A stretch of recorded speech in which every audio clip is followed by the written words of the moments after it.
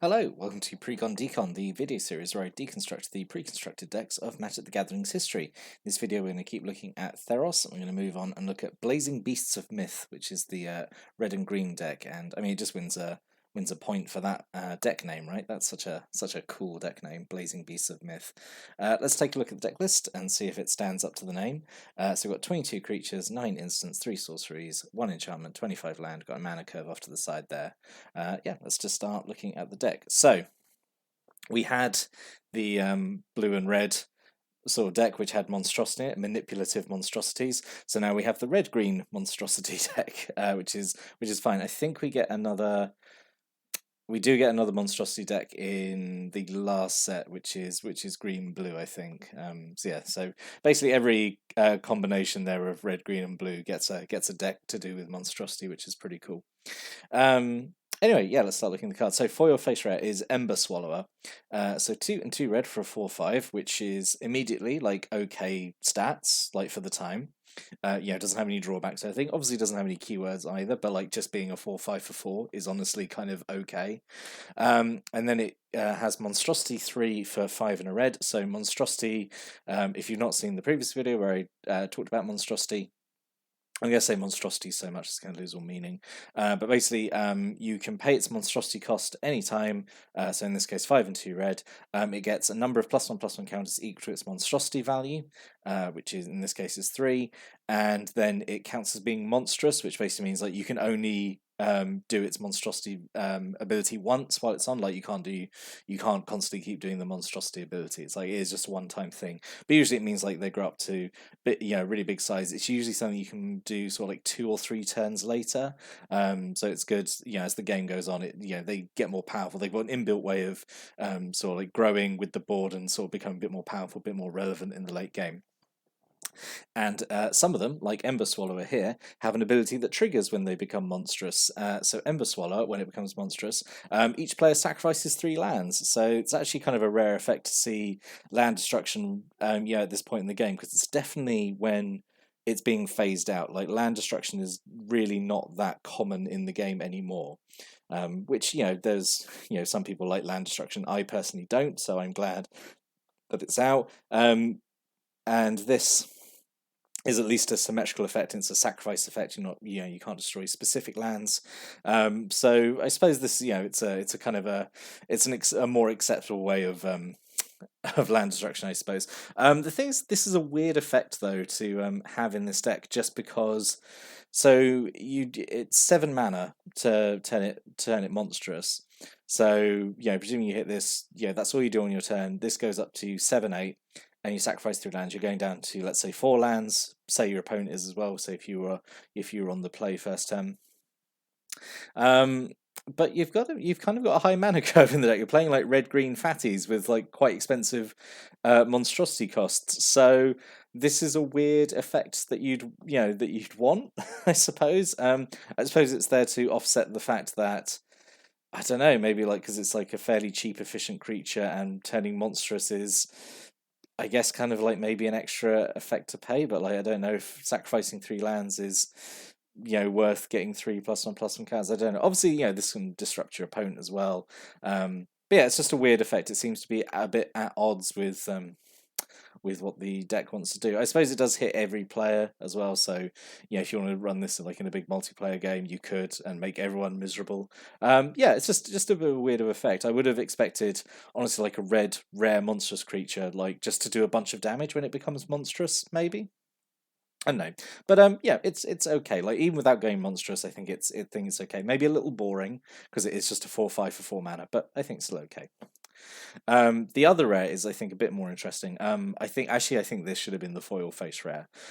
Polis Crusher or Polis Crusher, 2 red and a green for a 4/4, has trample and protection from enchantments, which is very relevant in Theros because you've got enchantment creatures, and there's just a bunch of auras flying around as well. So this is actually very relevant protection ability to have. So like for 4 mana, it's a 4/4 trample with the relevant protection ability again, so perfectly fine even before it goes monstrous. Monstrosity 3 for 4 red and a green.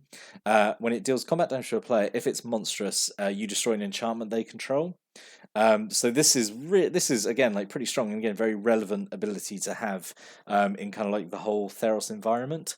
So this goes up to a 7/7 trample, which means its ability is going to go off because obviously it's going to trample over and do damage, and you can start blowing up enchantments. So yeah, I think this I think really should have been the foil face rare instead of Ember Swallow. Like Ember Swallow is okay, but like definitely not as interesting as the Polis Crusher. I think that's like a lot more interesting as the rare. That's the real rare of the deck. Kind of like actually in the previous deck, the Devotion to Darkness, where like the Whip of Erebos, that was like the real rare, and like the Demon was like sort of okay. It's sort of the same situation here. But yeah, I think these are two like good rares though. But yeah, the Polis Crusher is definitely the better of the two. So then we have two Nemesis of Mortals, so 4 and 2 green for a 5/5. It costs 1 less to cast for every creature card in your graveyard, and you can pay 7 and double green for Monstrosity 5, but its ability costs 1 less to activate for every creature card in your graveyard. To my knowledge, the only Monstrosity card that like modifies its cost, which is really interesting. Like no other monstrosity card does this, like in terms of like reducing its monstrosity cost, like and like there's so much like potential. Like it could have, you could have had like have a monstrosity cost that like, oh, it's 2 less if like a creature has died this turn, or like if you like dealt damage to an opponent, like make it kind of like a bloodthirst trigger, or like, oh, if you cast a creature spell this turn. I just think like there was a lot of space to explore there, and this is the only one that sort of did something with it, which is just feels like like a missed opportunity, I think, just to make these monstrosity cards like a little more interesting. Because I really like it as a mechanic, because I think it tells a story of like this creature becoming like this like a monster of legend, right? Becoming much bigger and much more threatening. And just feels like a wasted opportunity not to play around with the costs like it, like that. But I think this is like an okay card. Feels like it should. It feels like it's it's like from Innistrad, I guess because it cares about like graveyards and stuff. I mean, like you're not a dedicated deck for like milling or stuff to get stuff into your graveyard, but it's okay. Like late game, you're not going to cast it until then anyway, when you've probably got a few dead creatures anyway. You've got like a few small creatures in the deck as well that can die and make this cheaper to cast and then cheaper to monstrosity up. But yeah, it's it goes up to being a 10/10, which is it's pretty good, even if it doesn't have like trample or menace. It's just it's just big numbers. So yeah, I like Nemesis of Mortals. That's okay. And then we have two Nessian Asps. A lot of monstrous snakes in Theros, actually. That's because I think just snakes are so feature so much in like Greek myths as like big legendary serpents and stuff, because there's one in the next set as well, the Snake of the Golden Grove, which is technically not a monstrous card, but it's monstrous adjacent. But we'll look at that when we get to it. So Nessian Asp, 4 and a green for 4/5 with reach, which is kind of weird to see on a snake, but it's fine. It's essentially this blocks giant spider equivalent. And just monstrosity 4 for 6 and a green, so it goes up to being an 8/9, which is again like perfectly fine. The fact it has reaches like gives it a nice little bit of utility, I suppose. I think it's perfectly fine. Just 5 mana for a 4/5 with reach is perfectly good solid stats for a common anyway. So yeah, I like this as well. They have two Stone Shock Giants, so 3 and 2 red for a 5/4, which is again sort of alright stats. Monstrosity 3 for 6 and 2 red. When it becomes monstrous, creatures without flying your opponent's control can't block this turn. So this is kind of like a very minor effect, I think. It's essentially like Falter, I want to say the card is, where it stops non-flyers from blocking. I mean, obviously though, the turn it goes off, you've just gone up to being an 8/7. So then you've knocked out potentially a bunch of blockers, so it can swing maybe unopposed, which can obviously close out a game. So I suppose in that regard, it's like not that minor an effect, I suppose. But yeah, I think it's all right. I think it's all right. Kind of like all the monstrous cards. I think it is generally all right. And then only a single Ill-Tempered Cyclops that makes me sad, because I really like this card. So 3 in a red for a 3/3 trample, which is again like perfectly fine, 4 mana for those stats and trample. And then 5 in a red, monstrosity 3, so it goes up to being a 6/6 with trample, which again is like I think perfectly fine. Again, like for a common, absolutely fine. So that's pretty much all the monstrous creatures, and I think it's a pretty good selection of them. But we've got to have some smaller creatures in here, because like it can't all be expensive monsters. So we have 2 Mindful Skull Cleaver, 2 and a red for a 2/2 with haste. When it ends the battlefield, it gets +2/+0 until end turn. So on the turn you play it, it can swing as a 4/2 straight away. I generally really like this card. I think this is such a really solid little red common, like for the time. Because I would say, what, even at the time, like just like a 3 mana, like 2/2 haste would be sort of like all right anyway. But the fact it's giving itself the boost as well is, I think, really, really solid. So it can just swing for 4 on turn 3, which is, yeah, a lot of damage, like, early on in the game. And even late game, just to, drop a 4/2 haste, and, immediately swing with it can really, be a surprise. I really like Minotaur Skull Cleaver. I think it's a really solid card. Then we have 2 Satyr Ramblers, 1 in a red just for a 2/1 trample. Yeah, it's fine. Not much to say about that. It's just a 2/1 trample. It's okay, I suppose. And then we have 2 Satyr Hedonist. Theros is just full of words that I'm not sure of the pronunciation of. So 1 in a green for a 2/1, which is, all right, I suppose. You can pay 1 red and sacrifice it to give yourself triple red, so it's like a ritual effect, which is good because that helps power out, like your bigger creatures, pay for like these expensive monstrosity costs. So yeah, this is fine. And then also then it's sacrifice, which is where like your Nemesis of Mortals wants it to be, because then that's cheaper to cast. So yeah, I think this is fine as well. Having 2 of these, yeah, like perfectly good little mana dork, I suppose. A single Satyr Piper, 2 in a green for a 2/1. Has the ability 3 in a green. Target creature must be blocked this turn if able. So yeah, this is again all right. A very sort of like limited lure effect. It's not kind of like all creatures have to block it, which is obviously very, very strong. This is this is an expensive ability, like 3 in a green, but at least you can do it on any of your creatures. It's not, say, like the Piper has to be blocked, which is kind of like traditionally what these these abilities are. Like it's the Piper with the lure effect. Which honestly I'd prefer, because that would be a lot more like, it'd probably be cheaper and a lot more efficient rather than have to do it this way. Off the top of my head, I don't think you've really got anything that benefits too much from being blocked. Like I can't think there's any death touch in here that like you definitely want something to block, like a death touch creature or anything. So this is all right, but like I'd probably just drop it. If you're looking to modify the deck. And then 2 Voyaging Satyr, 1 in a green for a 1/2, tap to untap target land. So this is like your main mana dork, lets you like double dip on your lands. So this is fun. I don't think there's any ways in the deck of like making sure like your land can produce like extra mana, so you can't like really ramp out a lot of mana. But yeah, that would be a good inclusion if you want to take this deck further and tweak around with it. But yeah, I think Voyaging Satyr is pretty solid. And then a single Root Wilder just here for some reason from M14. 2 in a green just for a 2/2. 1 in a green gets +2/+2 to end of turn, but you only do that once a turn. Sure, it's fine, I guess. And then the standard Theros vanillas, which are mandatory. We've got to have the vanilla Theros creatures. So 2 Borderland Minotaur, 2 and 2 red just for a 4/3. Ugh, it could easily just be a 4/4. It's fine. It could easily be a 4/4. But I've gone on about like vanilla creatures and their stats before. And a single Nessian Courser, just 2 and a green for a 3/3. Yep, it's fine, I suppose. Yeah, at least they're cheap. At least they don't have like horrible drawbacks. I suppose it's fine. While you're building up to the monstrous creatures.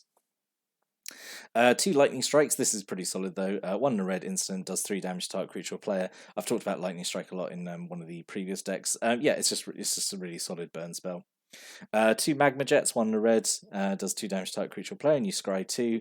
I think this is almost the actual looking at this is the almost identical set of burn spells that are in Manipulative Monstrosities, honestly. But yeah, Magma Jet is really, really good because it's just shock with scry 2 for 1 extra, which is really good. Being able to scry 2 is really solid. So yeah, that's really good. And then 2 Rage of Perforos, 4 in a red, sorcery, so kind of expensive and slow, but it does 4 damage to a creature, and it can't be regenerated this turn. You have to scry 1, which is, yeah, that's all fine. And then a single Dragon Mantle. This is like a pretty interesting little aura, honestly. So 1 red mana. When it ends the battlefield, draw a card. So I mean, it's effective. You're getting a card draw out of it at the very least, which is like pretty solid, honestly, for a common red aura, only 1 mana. And then the enchanted creature has fire breathing. So this is actually pretty solid, I think, for only just 1 mana. Getting a card draw and giving something fire breathing is honestly, I think, pretty solid. And you could put this on quite a few creatures in the deck and turn them into a threat. Just sink a bunch of red mana into it, and then yeah, pretty solid, I think. A single Portent of Betrayal. This is just Act of Treason with Scry for 1 extra mana. It's fine. Act of Treason effects are always like fairly okay, just to steal a blocker out of the way and then swing, and I know you potentially kill kill 2 of your opponent's creatures for only 1 card because like maybe they block the thing that I don't know. You get what I'm saying? It's all right. It's fine. There's a lot of things. There's a lot of cards like this in Theros, which is just like, oh, it's this iconic card, but it's just costs 1 extra and has Scry 1. It's just basically that. And then 2 Volcanic Geysers. This card, actually, I'm just going to take a tangent to talk about Volcanic Geyser.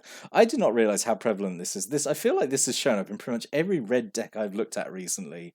I guess because obviously it was just in core sets at the time, but man, it seems to show up just all the time. But yeah, X and 2 red, instant speed blaze, does X damage. Yep, it's fine.